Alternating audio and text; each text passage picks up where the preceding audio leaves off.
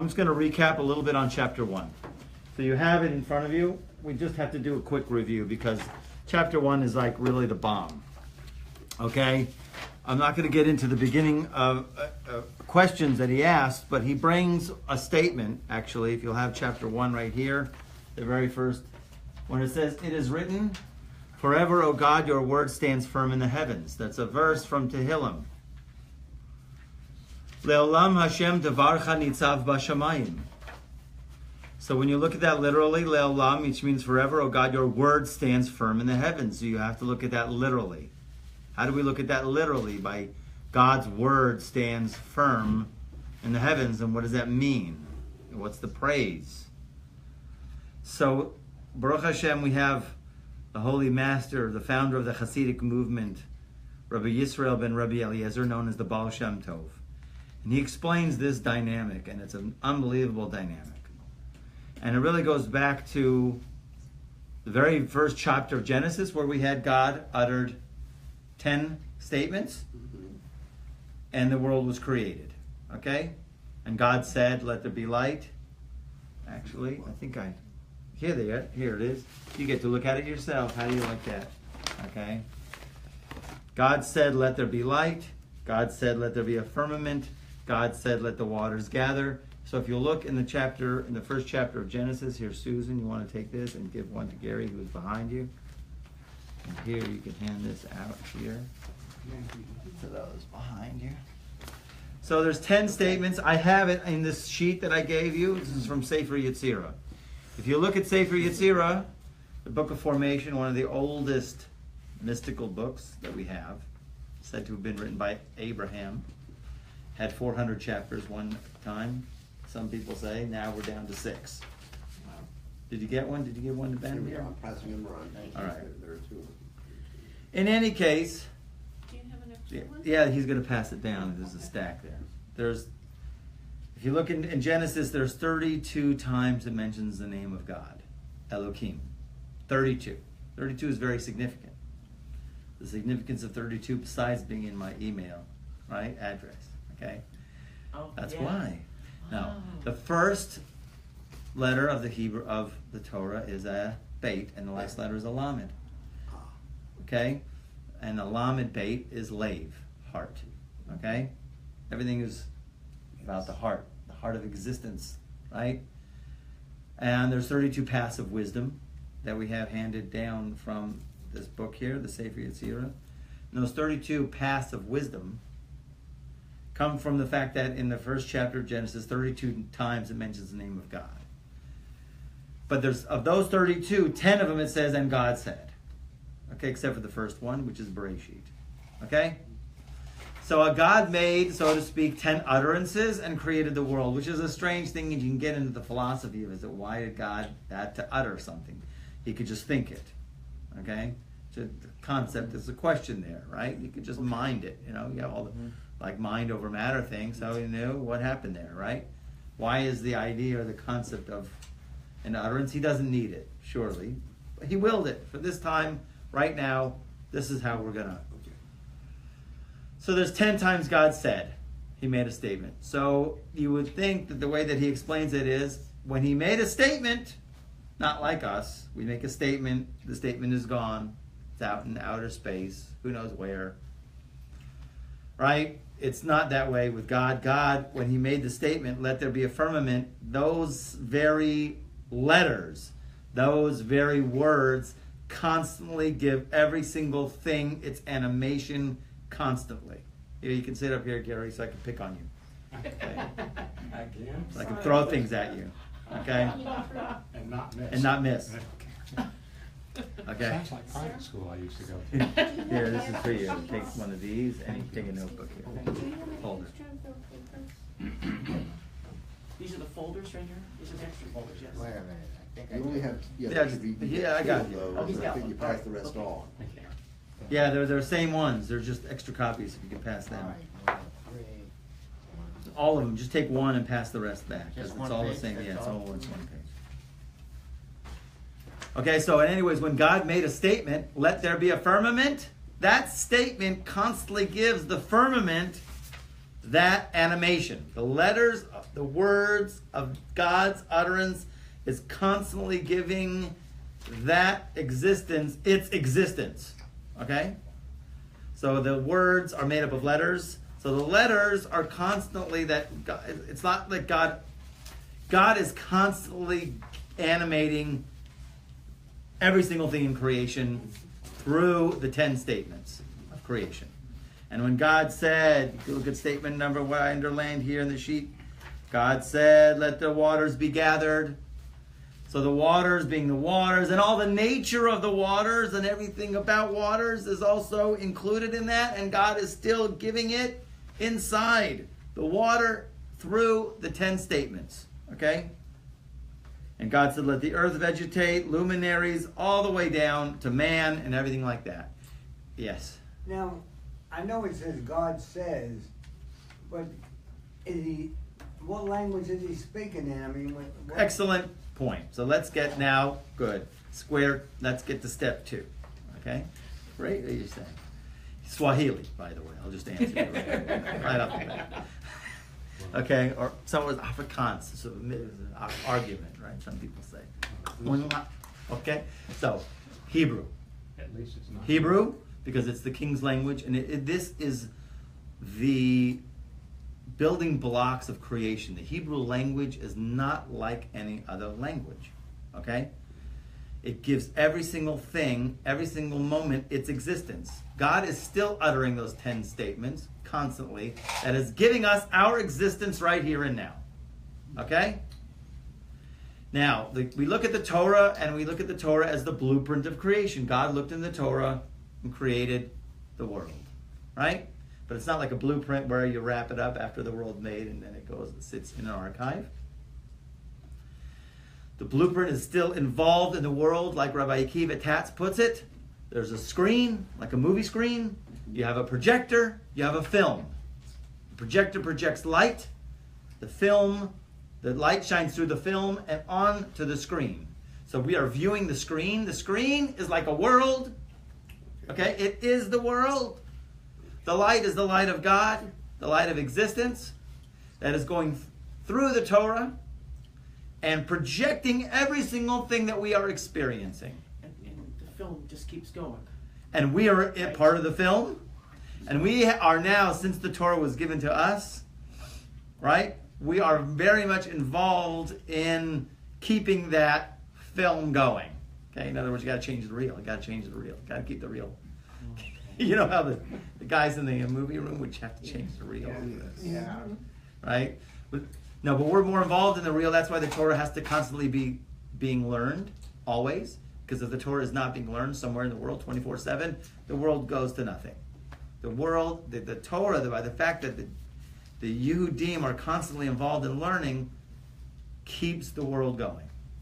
Because why? The letters of the Torah, and there's only one law in the Shulchan Aruch concerned with learning Torah. I'm getting a little bit off topic here.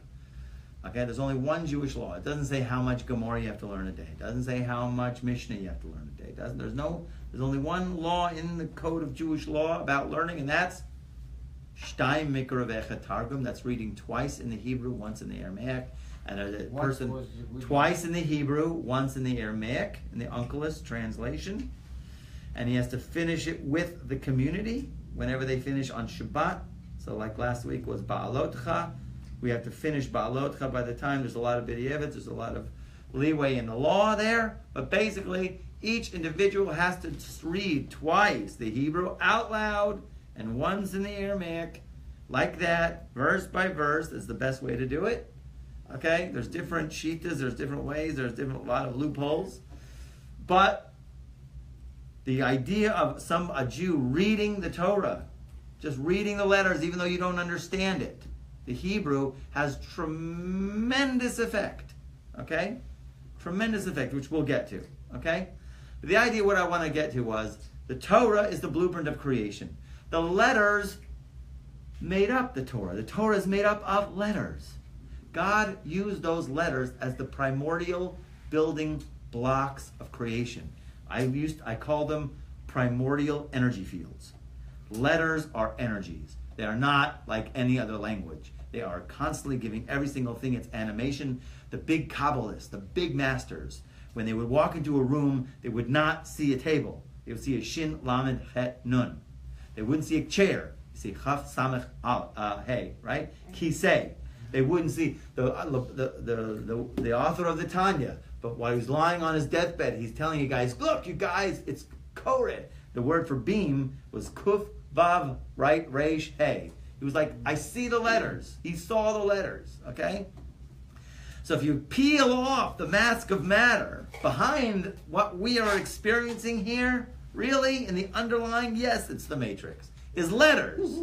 Letters are the energy that is still coming out from the mouth of God, giving every single thing its animation every second. That's in the Tanya? This is what chapter 1. Okay. Yeah. All right. Okay? And if, God forbid, God would withdraw his statement for a second, that thing would go to as if it never existed. It's a very dynamic understanding. And you have to start to entertain in your mind that everything is really made up of letters. And if you peel it off, yes, from the physicists we know that everything is made up of atoms. And the atoms break up into subatomic particles. And the subatomic particles, they really... sometimes it takes the property of a particle, and sometimes it's a wave of energy. It's not a particle at all, right? And they're trying to go deeper till they finally got to the superstring theory, where the subatomic of the subatomic particles and the smallest divisible indivisible is a string, a very tightly wound string, Captain. It's too tight, right? A string, bing, an energy, a vibration. Letters are vibrations. When Moshe Rabbeinu killed the Egyptian, he killed him with the name of God. Ella Fitzgerald breaks a glass with a sound. The right vibration, the right time, has tremendous effects. Okay? The letters, the Hebrew letters, are very, very powerful. That's why it's not like any other language. It's the creation, it's the language of creation. It's the king's language. So when he says every single thing is totally existing through the 10 statements of creation, constantly, we're looking at a screen here. Our reality, even though it seems like it's three-dimensional, and it is. Hey, God can do it. He makes it. He doesn't have to make it two-dimensional. He makes our existence to be unbelievable, as we're going to find out in the later chapters. It's going to get bizarre, folks, so buckle your seatbelts, okay? The idea was, though, that we have to understand those. Great. There's 10 statements of creation. They're very high, these statements, by the way. Let there be light. Let there be a firmament. Right? They're so high because the question that he answered in the first chapter was, wait a minute. A stone? Yes, a stone has letters. Evin, Aleph, Vet, Nun. It is. But that wasn't in the 10 statements of creation, Rabbi. God didn't say, we got to have some stones. Okay? I got to have a stone. Give me a stone, right? So he didn't say that. We went through along. I'm not going to go into it now. There are different ways that you can permute letters using, let's say, just simply a gematria. The letters have numerical values. A lot of times you'll see that there's ways that we switch letters. A lot of times. Okay? That's certain letters could be switched. So then through these letters becoming clothed and dressed and recombining, that then eventually becomes a stone. In other words, the letters of Aleph, Vet, Nun went through a certain, what we'll call a filtration process to become the stone that we experience. Because you know why? The letters, those 10 statements, are so high, we can't be exposed to them directly. In Egypt, they were exposed to them, by the way. They had total exposure because each one of the plagues the Shemi Shmuel brings down. With each one of the plagues that the Egyptians suffered, the Jewish people had a revelation of one of these 10 statements. It was like a direct hit. This was a huge thing, right? So if you go let's say the plague of darkness, when the Egyptians sat in darkness, the Jewish people had a revelation of God's statement, and let there be light. It was unbelievable. But us, we need it filtered down so we can somehow enjoy our existence here and not get blinded by the light, because if we would see the letters, we might go crazy, okay? But you just have to know firsthand that God is still uttering those statements, and those statements are still giving every single thing in the world its animation right here and right now, okay? So that's chapter 1. Now we're going to go to chapter 2, okay? Chapter 2. Okay. V'hine mikan tshuvas aminim. From the foregoing exposition, the answer to the heretics is deduced, and the root of the error of those who deny individual providence and the signs and miracles recorded in the Torah is revealed. Okay? As he's going to explain now. Okay? 2 things. Individual divine providence and to believe in the miracles that happen in the Torah. They err making a false analogy. And what's the analogy that they make? In comparing the work of God, the creator of heaven and earth, to the work of man and his schemes. How so? For when a goldsmith has made a vessel, that vessel is no longer dependent upon the smith. And even when his hands are removed from it and he goes away, the vessel remains exactly the same image and form as when it left the hands of the smith. Okay? So just like we see, anybody can make anything. A woodworker, anybody takes something and they make something, table, chair, whatever, smith, cup, whatever. They make something. Of course, after you make that thing, you can leave it, you can go away, and you can come back 20 years later. Maybe it'll be there, I don't know. It depends where you leave it. Okay? So, or whatever it is, and it's still there, right? But that's not so by the way God created our world. In the same way, these fools, these are the heretics, conceive the creation of heaven and earth. Why? Because they think that God, they believe in God. They can believe in God, but they say God made the heaven and earth and left it. He made them. He set them up in motion. This one spins around this one's going around this one, and then it just like a smith makes a vessel and leaves it, so he made creation, heaven and earth, and then he left it. A lot of people believe that. I think to this day, to some degree, many people, they don't know how much God is involved in every second of our existence. They don't really believe it. Okay? No, that's nature. Right? As we're going to see. It's not so. A lot of people, right? A lot of people go by rules, nature, statistics, all kinds of things they use to try to guide their life so that they can be in control. But it's troublesome. Okay? But for us, thank God, Baruch Hashem, we have the Holy Torah, we have the Holy Rabbis, and they teach us that it's not so. Okay? It's not God made the heavens and earth and left it. That's why we have the first commandment. The first commandment in the Torah that we got on Mount Sinai. Not the first commandment in the Torah. The first of the divrot, of the 10 statements that God told us was, I am Hashem who brought you out of Egypt. It didn't say, I am Hashem who has created the heavens and earth, right? Why so? Because, why so? Anybody know? Why didn't it say, I'm Hashem who created heavens and earth? Isn't that much bigger? I created everything. No, I got this on. Okay, fine. Sorry. Let me think. We went over this. Yes, but why did he say, I am Hashem who brought you out of Egypt? Do you have a sheet? Oh, from last week? Yes, Yeah. you should have. We're on chapter 2. Because that's what made us a nation? What? Is that because that's what made us a nation? Kind of, but more specifically was people thought God made the world. Yeah, there's a God, and he left it. And he left it to its own devices. It's too low a place. It's too low a place for him to get involved with. We're too low down here in our feeble little, small, minuscule existence. Okay? So, the reason why it says, I am Hashem who brought you out of Egypt was to teach you I'm Hashem who am involved. I'm totally involved in creation. Because look what I did. I made these 10 plagues. I brought the Jewish people out of Egypt. I'm involved. I'm involved in creation. Okay?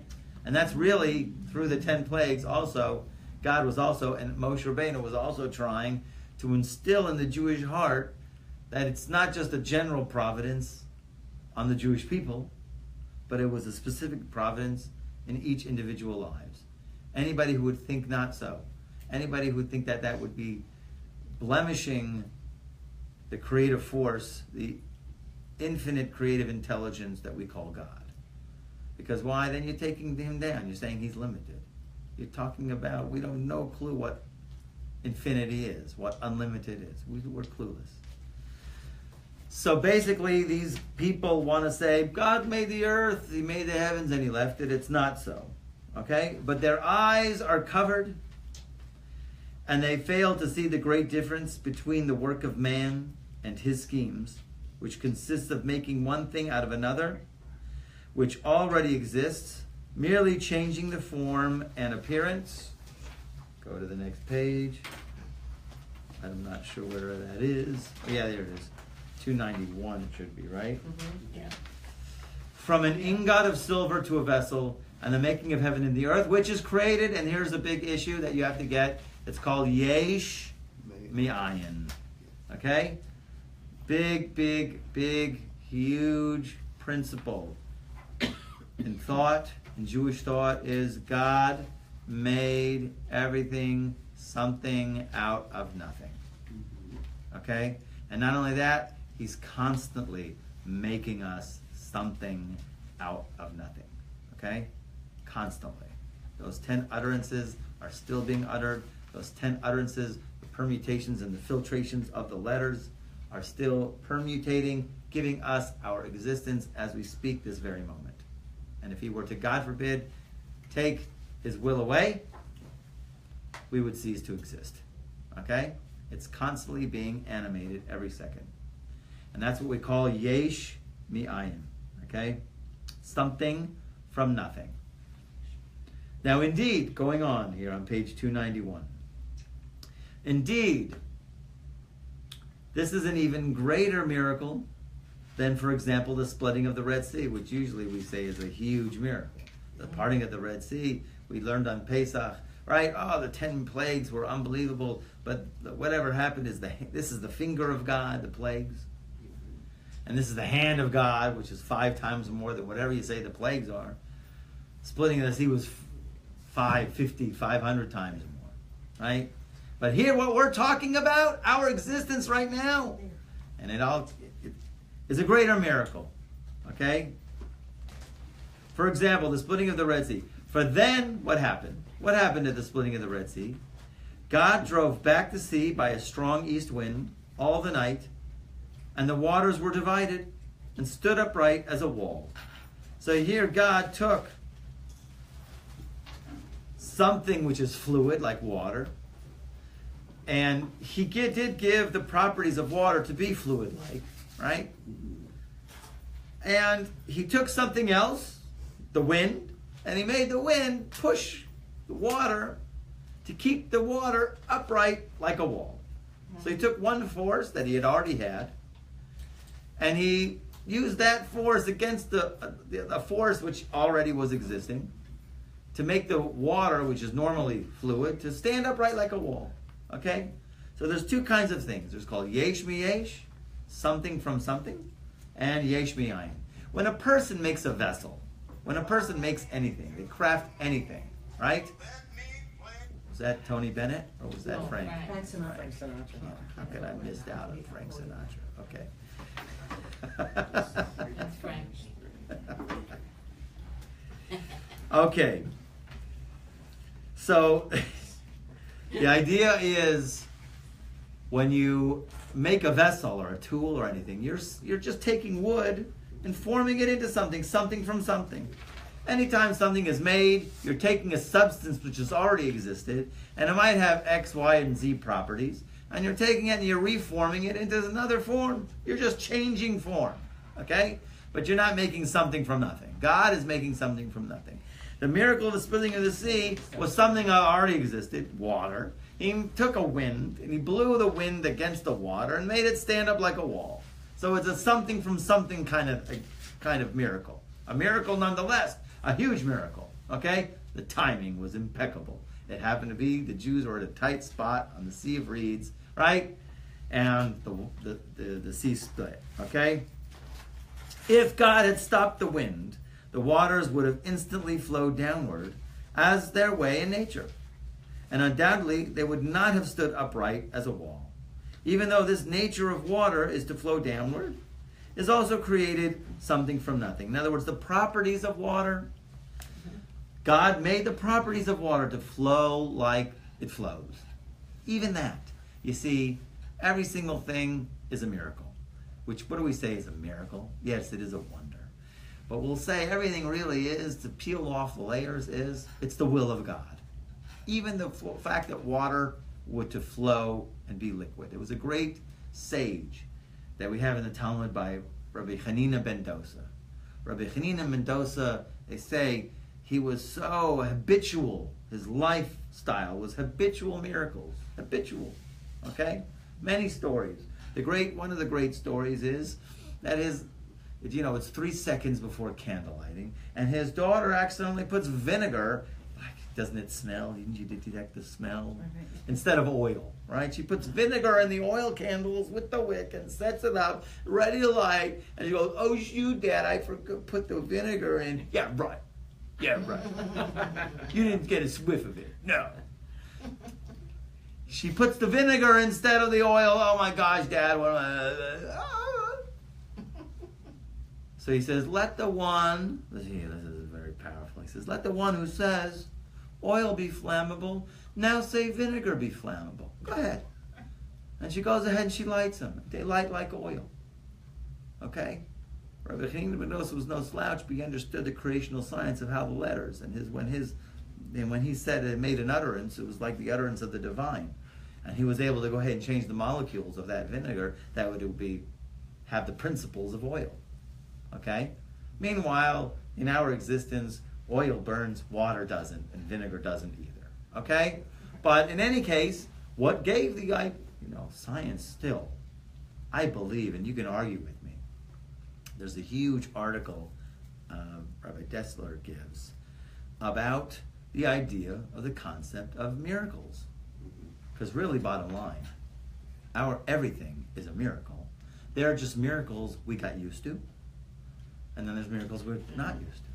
The miracles we got used to, we call it nature, because it's just we got used to it. If every single day, let's say, and you grew up with that, and your parents grew up with that, it was like that for thousands of years, every single day, in the middle of the day, at 12 o'clock, exactly, all over the world, every body of water would split. Let's say it was like that. Let's say you were raised in a life like that. Okay, it's 12 o'clock, man. And everybody just stays away from water because it just splits. And then after 15 minutes, it goes back. Okay, right? Swimming pools, bowls of soup, the works. Okay? Everywhere in the world, the water. So the scientists will have books about the magnetic polars and the winds and the things like that because it's always been that way. They've always noticed this, and then they come up with explanations why it's like that. Okay? Because why? We got used to it. Okay? If we would to get used to it. Right? Really, every single thing is a miracle. It's just we get used to it.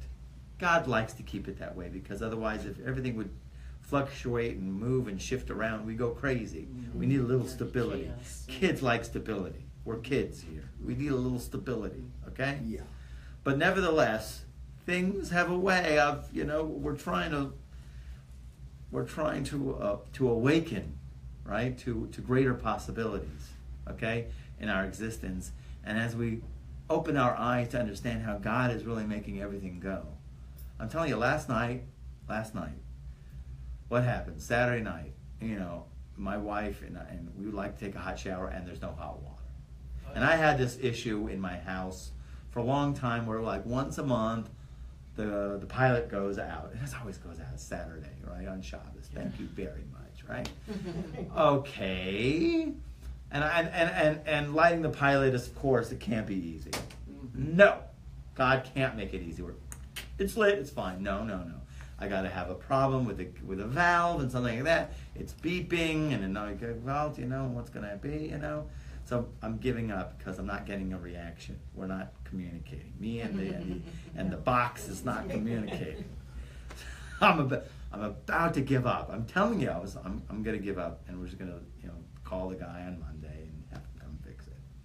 But then all of a sudden, boom, a light goes on. Guy made a prayer. I said, God, my wife really needs hot water. You know, we need to bathe our kids and everything like that. You know. You had a little conversation with him. I had a conversation with the Lord, okay, with God, because you know, God, you really run this box. You really run this. You're really running this. There is no nature. There's no. It's all Kabbalah. You know that. You know. But and I really was about to just give up, and all of a sudden, boom, and it went on. Right. It was a little malfunction, but then I came back and checked it, and it went normal. Okay. Miracles. Okay. Rabbi, also Rabbi Shalom Omer says that when bad things happen, they're small. They're a miracle to ward us off from way worse things happening to us, and we don't recognize that. Okay, always got to thank God for all the dark spots, for sure. Okay, but the idea really is something from something versus something from nothing. But the idea really is we have to start to open our eyes up to see and to know and to understand every single thing, every single moment of our existence is constantly we're being willed into creation. You know, once this one Chabad rabbi, I'm going to jump the gun here a little bit. Okay, he brought me and my friend into an office. He said, I got to share something with you. And I guess he must have just learned these chapters or something, right? He says, you got to understand. We're living in God's dream. Mm-hmm. We're living in God's dream. Yeah. God is dreaming us every single second. We are living in God's dream. Right? Mm-hmm. What happens if he wakes up? What? Now, his dreaming is waking. He's waking dreaming. Yes, what if he wakes up? Yes. He's like creating it as through his mind, you know? So what did you say to the Chabad rabbi that said that to you? Really? Okay. Oh my gosh. I was young. I was young and foolish. Oh, those okay. days. I wasn't like, oh yeah, okay, come on, man. I read the chapters. Yeah, I knew that already. No, it wasn't like that. Okay. I did read some of the chapters, and I was like, it was nice. I like it. I understand. It's a great thought to think about. Every single moment you're in God's dream. And we're going to talk a little bit more about that in a second. Let's just continue this thought here. So the idea here is of the properties of water. God is willing water to be fluid, and he wants rocks to be solid. But really, bottom line, science doesn't understand, and the way that Rabbi Dessler gets into it, they can explain A is always B. A will get to B, but they can't explain the why. When you take a seed and you plant it in the ground, what happens to that seed? It rots, it dies, and then all of a sudden new life sprouts from it.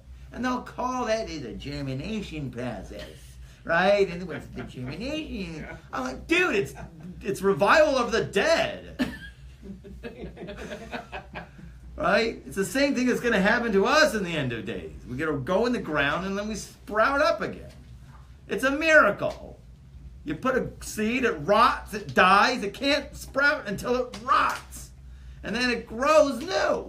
That's a miracle. Well, no, really, it's because it's the molecules are decaying and falling off of it. And they'll explain to you in precise mathematics, but they don't explain to you why. That the ocean, the sun melts the water, and the water goes up to a certain stratosphere, and then it collects, and then it comes down. They can explain mathematics, every single system, A to B to B to C to C to D, but they can't explain why. Yeah. Because it's God.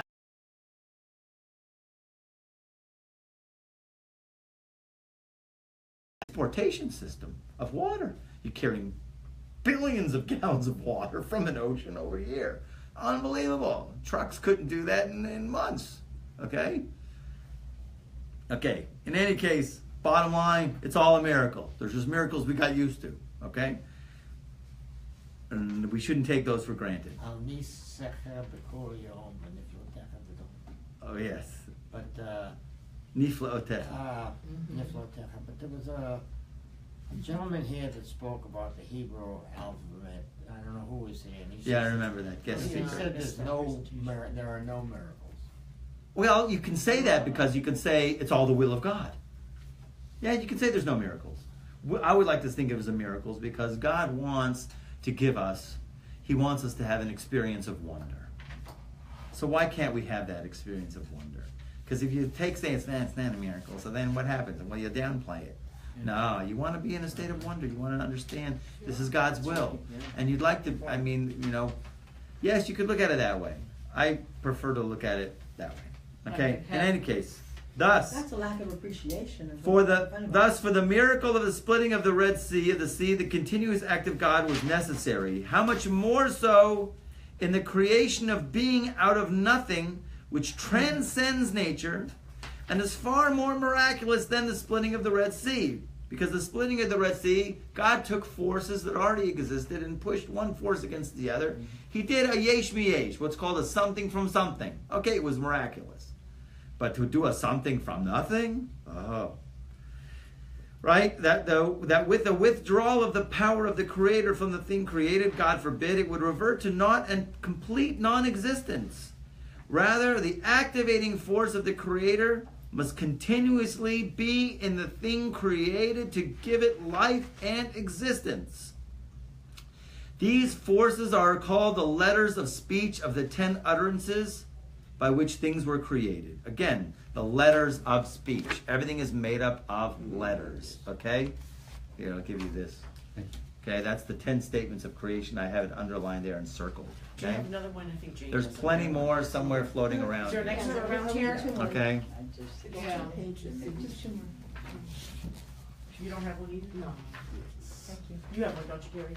What's that? No, I don't have it. You have this? No, what is that? Safe for your cereal. This is, this is. Yeah. All right. This is- Okay, here's.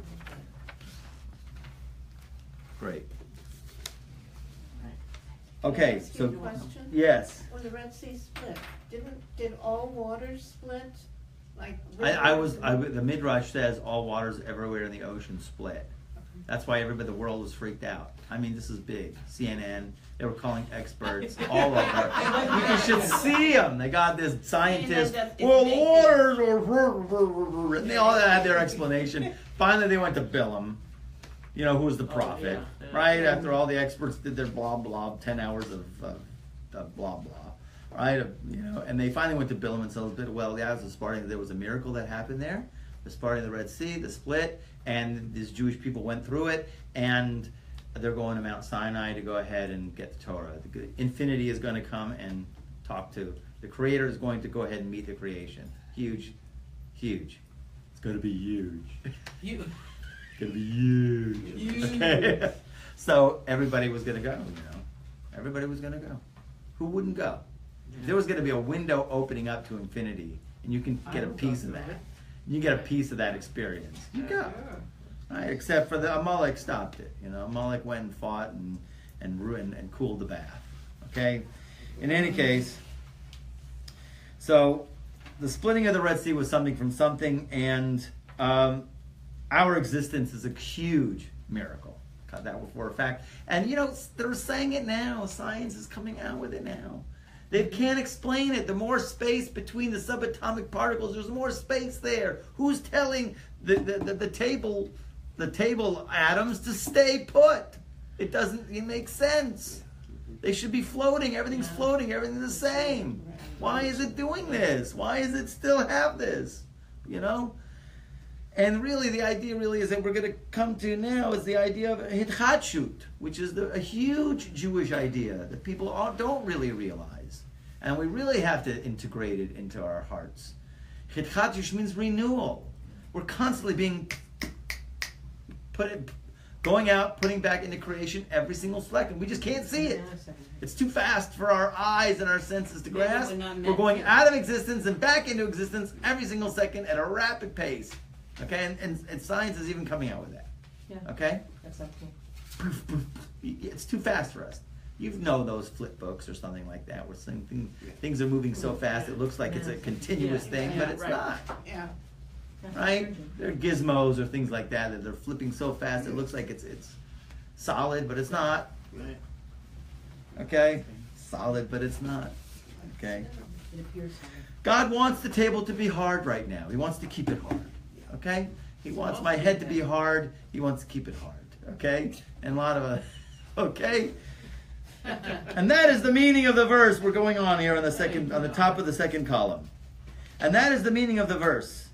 Ve'ata mechayeh et kulam. We say it every day in the prayers, in the Vivarech David prayer, in the Pesukei Zimra, in the hymns of praise. Right? And King David says it. Ve'ata mechayeh et kulam. That verse is in, does it say, in Nehemiah, which literally means, and you give everything existence. And you cause life to be in everything. Read not mechaye, give life, but mehave, bring into being, meaning ex nihilo, meaning something from nothing, yesh mi'ayin. You are constantly bringing yesh mi'ayin, us, into existence every single second. Now, the word going on, the word atah, you, indicates what? All the letters from Aleph to Taf. Oh, wow. And the letter Hey, which we're going to talk about right now, is the 5 organs of verbal articulations, which is the sources of the letters. Okay? So the idea here is I have another sheet somewhere. Where is that sheet? Maybe you had it. Where are those sheets hanging around? Where's the body of the sheets? Yeah, one of these. There are a whole bunch of sheets. Yeah, a bunch of sheets. Let me see those. Are those them? Oh, this right here? Did you No, give me the other day? Not this one. no. Where were the ones I handed out? This one? Yeah, where are those? Are there any more of those? There should be. There's, I put one up there that's an extra. No, there should be a I bunch gave it to you. more. Oh, okay, sure. Here, this one. It should like this. Sefer Yetzirah. have one. Sefer Yetzirah. Okay, fine. So here we have a Mishnah from Sefer Yetzirah. Okay? A great book. Maybe one day we'll delve into this. It's a fantastic work. It's a fantastic piece. One of the oldest books that we have in Jewish tradition. Okay? But it's like you can learn it 2 ways, the book of Yetzirah, the book of formation. Right? You can learn it 2 ways. One is it's a meditative, and one is you can do it intellectual and study it, right? And take it apart, right? Right? Some people recommend, just let it, you have to have it be experienced, okay? Esrim v'shtayim otiyot yesod. Okay, there are 22 foundation letters. You see where I am? 2, 3, the big letters here. You have it? Yeah. Okay, here, take this. Thank you. I got it. Just tell me what page that is, because I got the book. 102. 102. Okay. So it says here, 22 foundation letters. He engraved them with voice. He carved them with breath. He set them in the mouth in 5 places. No, I don't have that. I don't have that. Oh, I don't know where it is. It's wandering around somewhere. We'll get you one. We'll hook you up. I don't know where it could have gone. This one? What is it? No. It's not this one here, is it, Maybe Rabbi? it's You're here. not No, reading maybe I'm this. holding back for you guys. Could be that it's like hidden here. No. Yeah, I don't have Somebody's that. got a I don't stack. have 102. Just give me 1 Did I second. give you? Okay. No. No, I I gave you was something given- different. Do you want to? How many of these you got? Okay, I don't have that. Two. You don't have that? No. Some of us don't have that. You're good. You just got a lot of these. You got one of these. Here, you keep that. We'll take these. You got one of these? Here, take that. Here, I got 2 extras. Okay. Yeah. 1, No, I She have has. it, I have. two. She doesn't have Okay, that. so I Got need it, it. got it. No, Rabbi, I Susan, need it. Susan. Thank you. I need it right now. Okay. Thanks, okay. So it brings down here, this is a pretty cool, Here we are, okay. okay? So it says there's 22 foundation letters. Don't forget, every single thing in creation that comes up, it consists of 22 letters, 22 primordial energy fields. Your attitude to the Hebrew language is now being altered. It is no longer just a language. They are energies, okay? When you say it, you have no idea what happens. And prayer takes a whole different turn, okay? And reading Torah, a whole different turn. Reading the Parsha twice in the Hebrew, once in the Aramaic, whole different. So he says here, okay, there's something called kol, voice, and then there's something called the articulating of letters. And there are 5 places. I'll start from the beginning. 22 foundation letters. He engraved them with voice. He carved them with breath. He set them in the mouth in 5 places. 5 places in the mouth. There's what we call the guttural letters. Acha, which is Aleph, Het, He, and Ayin. That's in the throat. Those are called guttural letters. You see it right there. It says guttural. Yeah. And then you'll have another place. The Gimel, Yud, Chaf, and Kuf are in the palate. Dalit is the Datlanat. Dalid, Tet, Lamed, Nun, and Taf. And Zion are called dental letters because why? They're in the teeth.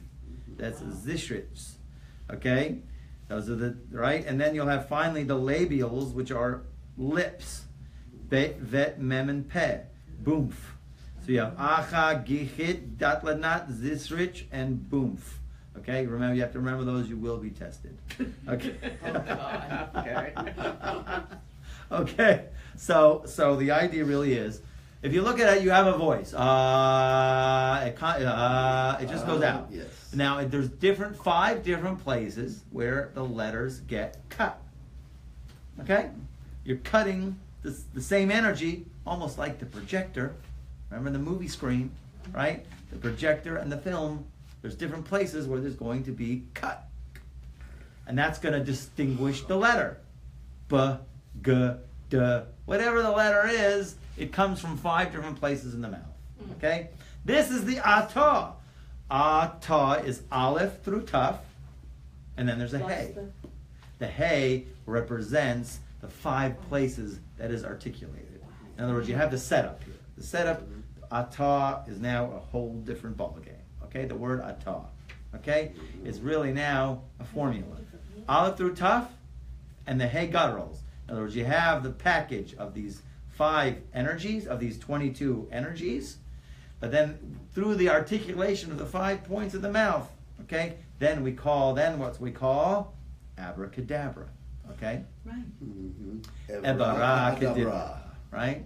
Aramaic words. Abracadabra comes from 2 Aramaic words. I will create ebara, kedibara as the word, okay?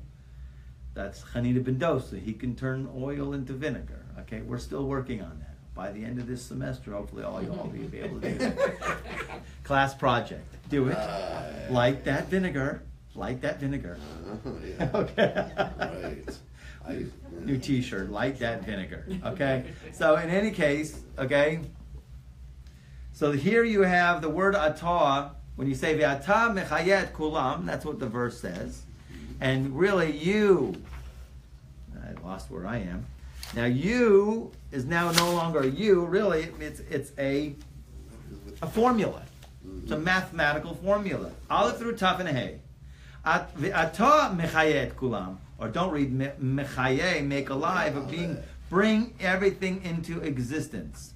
So he says here the word atah, you indicates all the letters from Aleph through Taf, and the letter Hey represents the 5 organs of verbal articulation, which are the sources of the letters. Okay, how are they articulated? So what and then how. So that's where atah means. Okay, What are the 5 organs? 5 places. Sorry, he calls it 5 organs. He calls them organs of verbal articulation. We call it different places in the mouth that different letters have different. Different continent. Right, because some letters are shin letters, like a shin.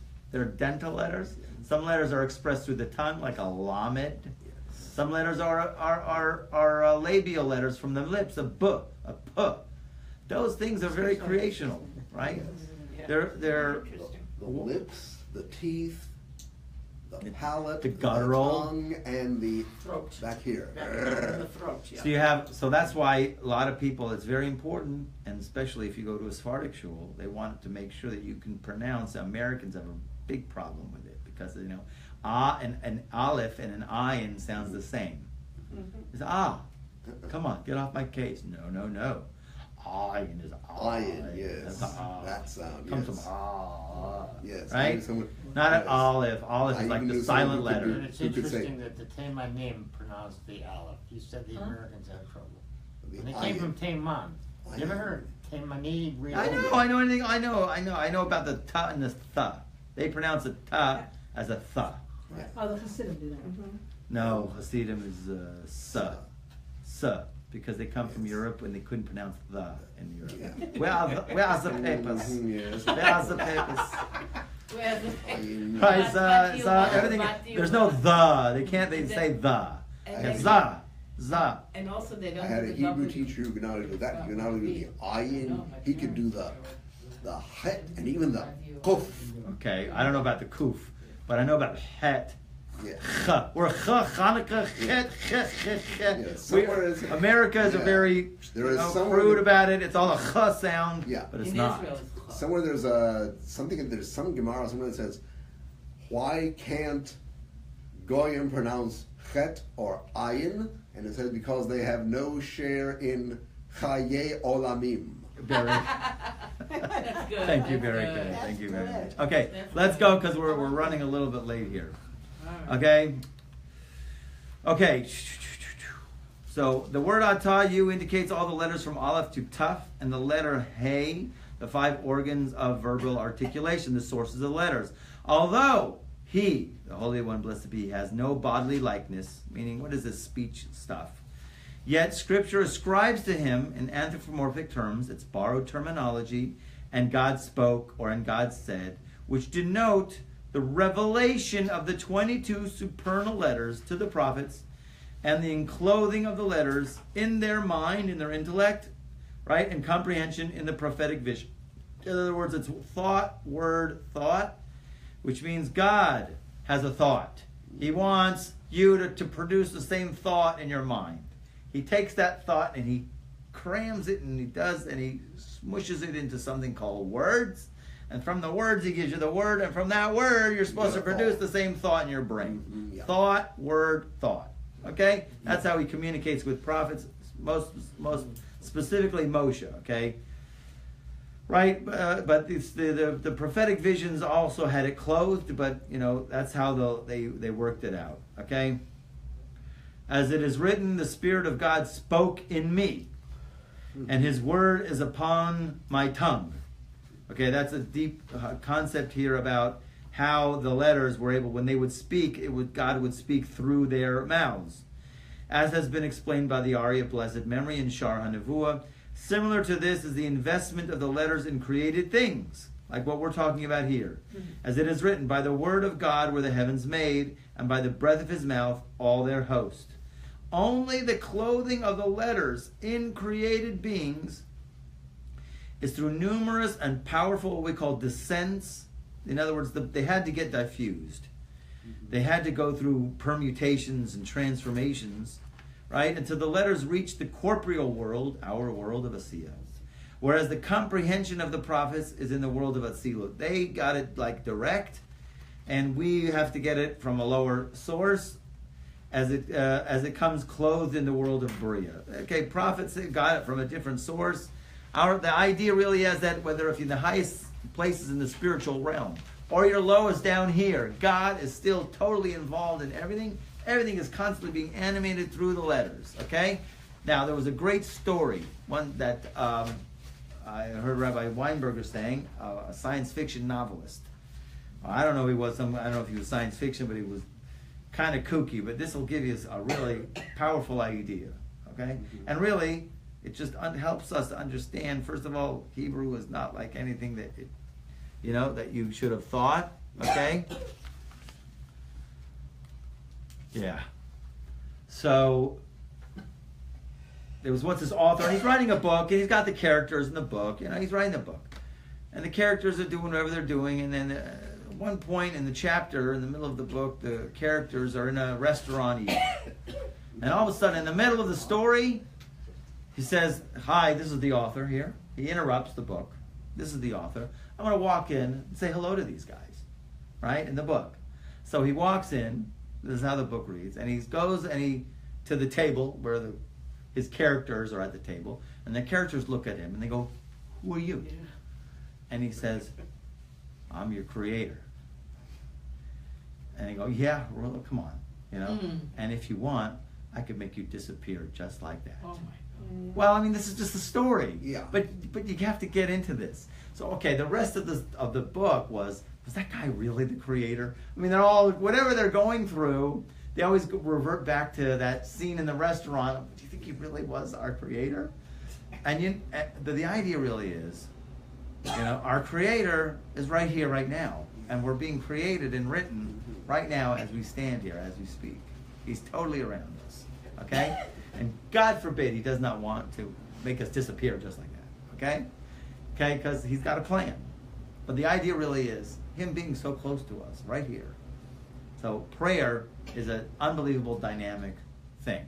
Okay? That a person, when he articulates words through his mouth, expresses himself, right? You have to know he's right there. Okay? And that's what we're going to get into later chapters when we talk about the tzimtzum. The tzimtzum is the constriction. God, so to speak, constricted himself from his creation, and how do we understand that in a deeper realm? Okay? But right now you just got an idea of the concept of the letters, the concept of miracles. Everything is a miracle. Everything is the will of God, and we're trying to peel off, right? The masks matter to understand God's divine providence right here and now. Y'all have a good evening.